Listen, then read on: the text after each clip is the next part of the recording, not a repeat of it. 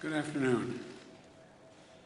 Last week I laid out what we need to do to beat the COVID-19 pandemic and the challenges posed by the Delta variant.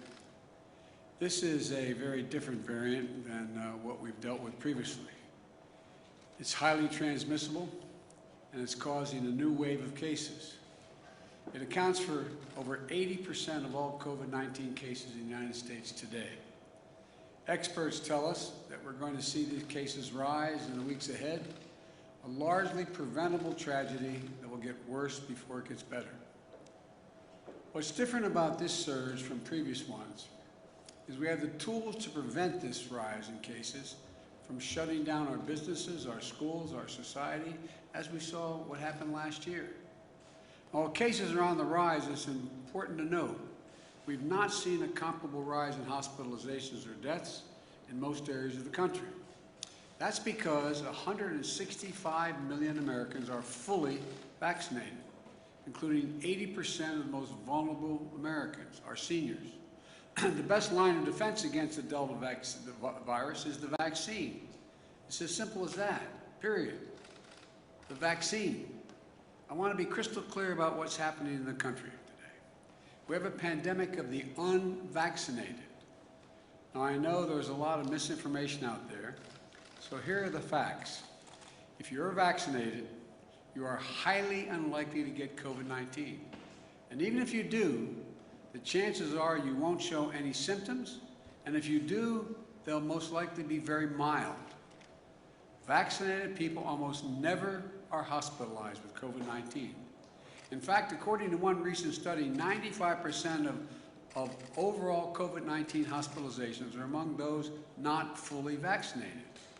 And the data shows that virtually all the cases, hospitalizations and deaths due to COVID-19 are from the unvaccinated population. Last month, a study showed that over 99% of COVID-19 deaths have been among the unvaccinated people. 99%. That means if you're unvaccinated, you are much more likely to, 1, get COVID-19, 2, get hospitalized, and 3, die if you get it. This is a tragedy. People are dying and will die who don't have to die. The data is absolutely clear. As I've said, we have a pandemic of the unvaccinated. Think of it this way. 191 million Americans have gotten at least one shot, including 70% of adults over the age of 18. 165 million Americans are fully vaccinated, but about 90 million Americans are eligible for vaccines and still haven't gotten their first shot. You know, I think there's a clear link between the lowest vaccinated, I don't think actually, the lowest vaccinated states and the states with the highest case rates. This past week, the most vaccinated state in America, Vermont, has seen just 5 new cases, 5 per day of COVID-19 for every 100,000 people who live in that state. That means on any given day, only 30 people in the entire state of Vermont got COVID-19. Nearby Maine, which has vaccinated almost 80% of their adults, has seen just 6 new cases per 100,000. But the state with the lowest vaccination rates are seeing 10 to 20 times as many new cases per 100,000 people. It's moving like wildfire through the unvaccinated community. And it's heartbreaking, particularly because it's preventable. That's why we're doing everything we can to get more people vaccinated. And we're seeing real results. In the past 2 weeks, we've seen a 55% increase in the average number of new people getting vaccinated every day. In the last 7 days alone, nearly 3 million Americans have gotten their first shot. That's the highest 7-day total in a month. Importantly, over the past 2 weeks, the 8 states with the highest current case rates have seen a doubling of the number of people newly vaccinated each day. The message is getting through, apparently. Louisiana has seen a 212% increase in the average number of newly vaccinated people in that state per day, going from 3,600 to over 11,000 people vaccinated per day. Arkansas is up 99%. Mississippi is up 125%. Alabama is up 186%, going from 3,200 to 9,150 people vaccinated per day. This will make a big difference. These are encouraging signs. We have to continue our aggressive efforts to vaccinate the unvaccinated. Last week, I announced additional steps to incentivize Americans to get vaccinated, including calling on states to offer $100 for anyone willing to step up and get a vaccination shot. You know, and already Minnesota and New Mexico have done that. North Carolina announced its $100 incentive today. Places that have offered the $100, that'd be really good. I'd go back and get vaccinated 3 times. But all kidding aside, offered the $100 to get vaccination have seen an uptick of 25% in daily vaccination rates. We also announced that small and medium-sized businesses will be fully reimbursed for offering paid time off for their employees to get vaccinated, and for them to take a child or a parent to get vaccinated. And I announced some tough, sometimes unpopular steps to keep people safe and our economy strong. All federal workers must report their vaccination status or be subject to strict requirements. Any federal worker who does not attest to their vaccination status or is not vaccinated will be required to mask no matter where they work, test 1 to twice a week, socially distance, and generally will not be allowed to travel for work. I directed my administration to take steps to apply similar standards to all federal contractors. If you want to do business with the federal government, get your workers vaccinated. I also directed the Pentagon to look at adding COVID-19 to the list of vaccinations that are required for our troops, because others are required. I approved the Department of Veterans Affairs to require doctors, nurses, and other healthcare workers who care for our veterans to be vaccinated. And the good news is that now many are following the federal government's lead. In the past several days, states and local officials have come out to impose similar vaccination mandates. And the private sector is stepping up as well. Even Fox has vaccination requirements. I want to thank Walmart, Google, Netflix, Disney, Tyson Foods for their recent actions requiring vaccination for employees. Look, I know this isn't easy, but I will have their backs and the backs of other private public sector leaders if they take such steps. But others have declined to step up. I find it disappointing. And worst of all, some state officials are passing laws or signing orders that forbid people from doing the right thing. As of now, 7 states not only ban mask mandates, but also ban them in their school districts, even for young children who cannot get vaccinated. Some states have even banned businesses and universities from requiring workers and students to be masked or vaccinated. And the most extreme of those measures is like the one in Texas that says state universities or community colleges could be fined if it allows a teacher to ask her unvaccinated students to wear a mask. What are we doing? COVID-19 is a national challenge, and it must come together. We have to come together, all of us together, as a country to solve it. Make no mistake, the escalation of cases is particularly concentrated in states with low vaccination rates. Just 2 states, Florida and Texas, account for 1/3 of all new COVID-19 cases in the entire country. Just 2 states. Look, we need leadership from everyone. If some governors aren't willing to do the right thing to beat this pandemic, then they should allow businesses and universities who want to do the right thing to be able to do it. I say to these governors, please help. But if you aren't going to help, at least get out of the way of the people who are trying to do the right thing. Use your power to save lives.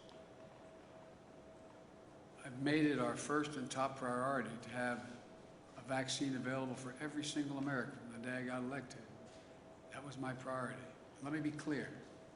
We have a supply for every single American. And that will never change. At the same time, it's also in our national interest to share some of our vaccines with the world, which gets me to the second thing I want to discuss today. From the beginning of my presidency, I've been very clear-eyed that we need to attack this virus globally, not just at home, because it's in America's self-interest to do so. The virus knows no boundaries. You can't build a wall high enough to keep it out. There's no wall high enough or ocean wide enough to keep us safe from the vaccine and from the COVID-19 in other countries. In fact, just like the original virus that caused COVID-19, the Delta variant came from abroad. As long as the virus continues to rage outside the United States, potentially more dangerous variants could arrive at our shores again.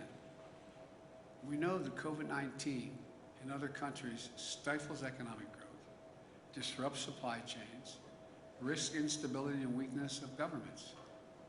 And as we've seen in the United States, the key to growing economies is to vaccinate people.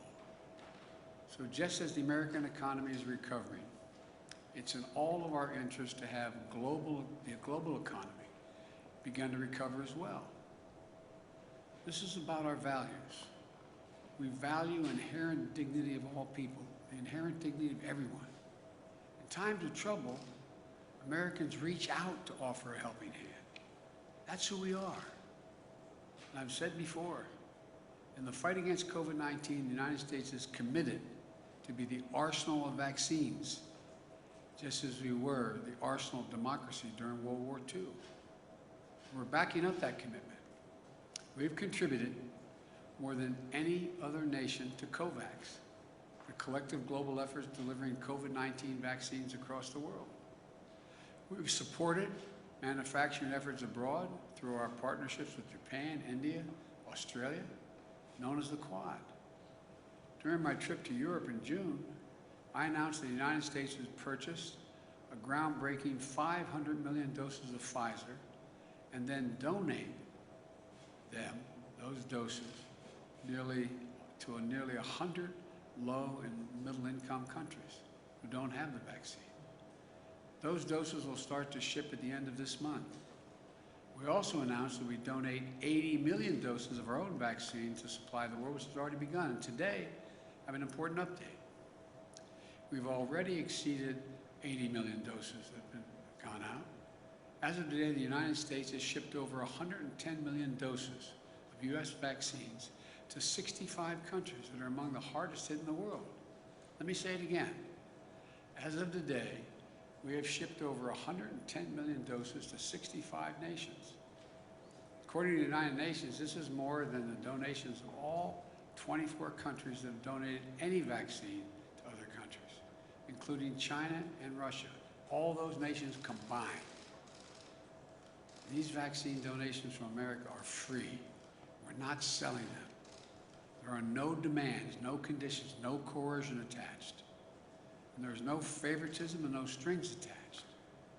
We're doing this to save lives and to end this pandemic. That's it. In fact, we're donating vaccines to countries that have real issues we have real issues with. And we'll continue to give tens of millions of the doses away across the summer and work to increase U.S. manufacturing of vaccines around the world as well.